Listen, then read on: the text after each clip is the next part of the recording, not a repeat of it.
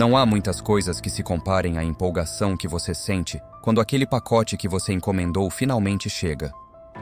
No entanto, esses 10 pacotes provocaram uma reação oposta dos destinatários, com consequências que variaram de extrema doença à perda de vidas. Sejam todos bem-vindos ao canal Mentes Curiosas, e aqui estão 10 entregas amaldiçoadas que as pessoas realmente receberam.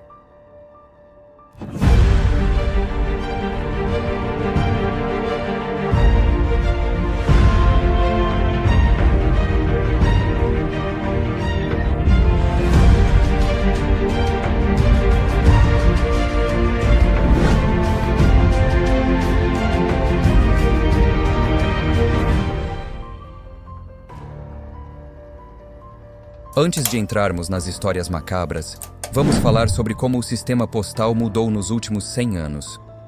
Um exemplo notável envolve Charlotte M. Pierstorff. Em 19 de fevereiro de 1914, a jovem Charlotte, com apenas 5 anos, foi enviada pelos correios de sua mãe para sua avó.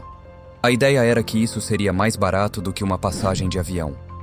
Um adesivo postal foi colocado em seu casaco, e com a ajuda de um parente que trabalhou nos correios, ela foi colocada no vagão postal e entregue a 130 milhas de distância, de Greensill a Lewiston. Logo depois, o Serviço Postal dos Estados Unidos ficou sabendo do incidente e proibiu o envio não apenas de seres humanos, mas também de animais vivos. No entanto, isso não impede que as pessoas tentem enviá-los por mais um ano. Foi apenas quando eles obtiveram punições mais severas do que as tentativas pararam. Há um livro chamado Shipping May, que detalha a jornada de Charlotte May Pierstorff. Mas talvez pense 2 vezes antes de encomendá-lo online. A próxima história é bem pior. Luca Magnotta também invejava as pessoas, mas neste caso, elas não estavam vivas e eram partes do corpo. Em 2012, um pacote contendo o pé esquerdo do estudante chinês Jun Lin foi enviado para os escritórios principais do Partido Conservador do Canadá, e pouco depois, uma mão esquerda foi enviada para o Partido Liberal. Nas semanas seguintes, a outra mão e o outro pé de Lin foram enviados para 2 escolas diferentes na área de Vancouver, e sua cabeça foi encontrada em um pequeno parque em Montreal, após um vídeo de Magnotta cometendo o ato. Ele fugiu para Berlim, mas foi encontrado em um café da internet lendo notícias sobre si mesmo, preso pela polícia e entregue às autoridades canadenses. Após um julgamento de 12 semanas, Magnotta foi condenado à prisão perpétua, onde permanece. Dennis Rader roubou objetos de muitas mulheres que ele assassinou e os entregou para a polícia. Rader, também conhecido como BTK, provocou as autoridades por anos, enviando cartas descrevendo seus crimes horríveis a policiais e meios de comunicação. Ele se tornou notório nos Estados Unidos como uma das pessoas mais temidas do país, e seu caso foi um dos maiores mistérios não resolvidos do país. Após uma longa pausa no envio dessas cartas, Rader retomou em 2004, incluindo uma caixa contendo várias joias que ele havia tirado das mulheres que foram vítimas de seus crimes. Algumas semanas depois, ele enviou outra carta com joias, que foi entregue à polícia. Felizmente, BTK foi pego quando sua filha, Carrie, desconfiou de seu pai e apresentou uma amostra de DNA às autoridades, que pôde ser correspondida a algumas de suas vítimas, resultando em sua prisão em 2005. Felizmente, para as pessoas em todos os lugares, Rader agora cumpre 10 prisões perpétuas consecutivas, o que significa que ele não será libertado tão cedo. Algumas pessoas enviam faixas e continuam a enviar itens, enquanto outras usam o próprio pacote como forma de ataque. Em 2001, um dos piores incidentes bioquímicos da história dos Estados Unidos ocorreu quando cartas contendo esporos de antraz foram enviadas para vários escritórios de notícias e senadores dos Estados Unidos. Essas cartas levaram a inúmeras infecções e, infelizmente, à morte de 5 pessoas, além de ferir outras 17. Durante anos, as autoridades procuraram os suspeitos, concluindo que o autor era Bruce Edward Evans, um cientista cujo trabalho foi encontrar uma cura para o antraz. Evans tirou a própria vida antes de ser preso pela polícia. A principal teoria por trás de seus atos ocultos era que ele estava tentando entender como o corpo humano reagia a produtos químicos para encontrar uma cura adequada. Evans realizou seu ataque cerca de um mês após os ataques de 11 de setembro, e com pistas falsas conseguiu evitar a detecção por quase 7 anos. Alguns escolhem enviar veneno para prejudicar os outros. Nicholas Todd Hellman enviou um cartão de aniversário com cheiro para sua ex-namorada em 2015. O problema era que ele estava envenenado. Hellman tentou diversas maneiras de reconquistá-la, incluindo mensagens de texto constantes e ligações telefônicas. Uma carta que apresentava vestígios de sangue. Após explicar seu plano a um colega de trabalho, Hellman foi condenado a 20 a 40 anos de prisão. Ninguém ficou doente devido ao cartão, mas os oficiais afirmaram que qualquer pessoa que entrasse em contato com ele não teria sobrevivido mais de 4 dias. Hellman alertou a família da vítima para não abrir a carta, e depois que a polícia foi chamada, uma equipe da SWAT e um grupo de oficiais em trajes de proteção conseguiram remover a carta com segurança. A atriz e modelo norte-americana Shannon Richardson ficou famosa apenas alguns anos antes de Hellman. Em junho de 2013, ela foi presa pelo envio de cartas com veneno de ricina para o ex-presidente Barack Obama, o prefeito de Nova York, Michael Bloomberg, e Mark Glaze, diretor de uma organização de controle de armas de fogo. Inicialmente, Richardson tentou incriminar o marido distante, Nathaniel, pelo crime, mas seu plano desmoronou e as investigações logo revelaram seu envolvimento. Como atriz coadjuvante em séries como The Vampire Diaries e The Walking Dead, Richardson foi presa e acusada de múltiplos crimes federais, incluindo posse e uso de uma toxina biológica como arma. Em dezembro de 2013, ela se declarou culpada das acusações e foi condenada a 18 anos de prisão.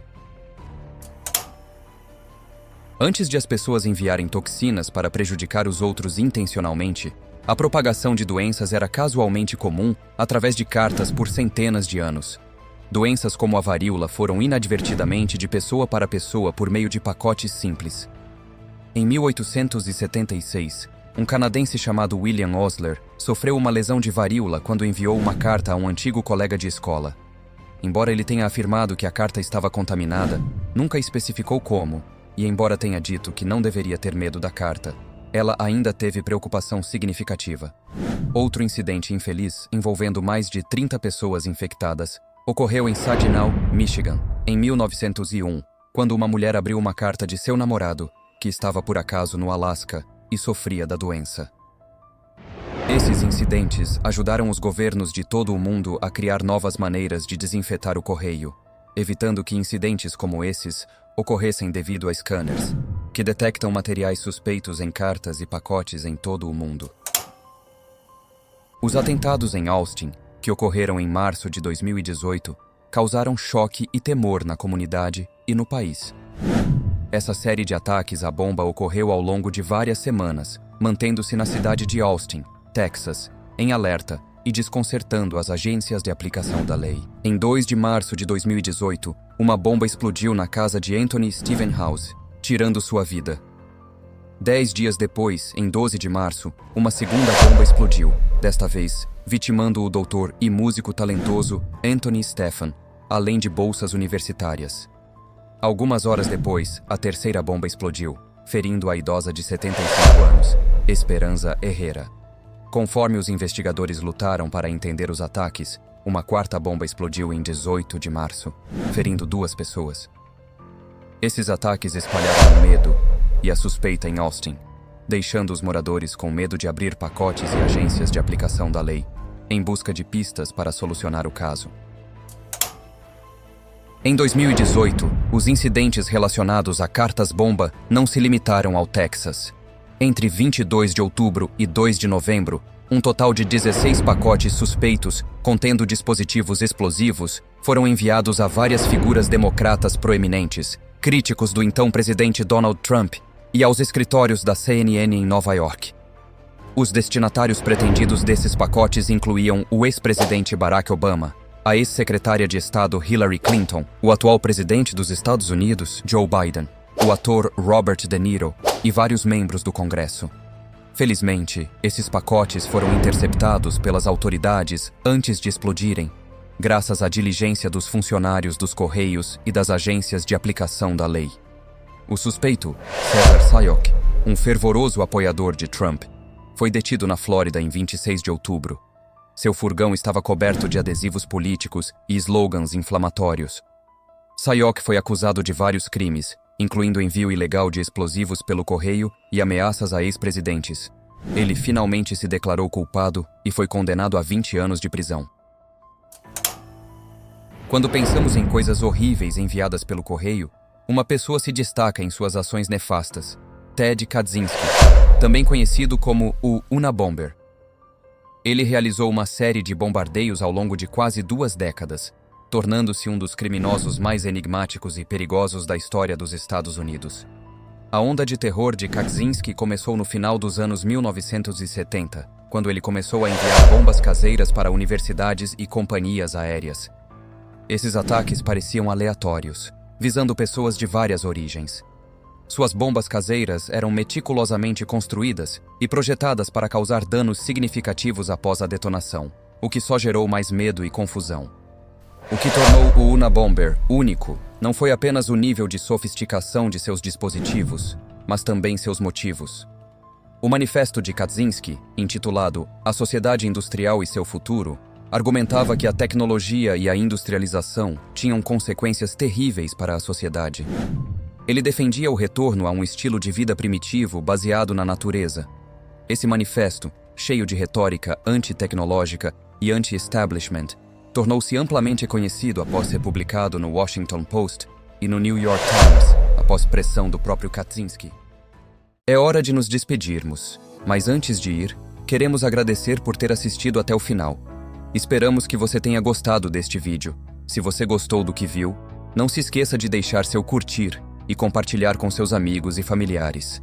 Sua interação é fundamental para o crescimento do nosso canal. Até a próxima!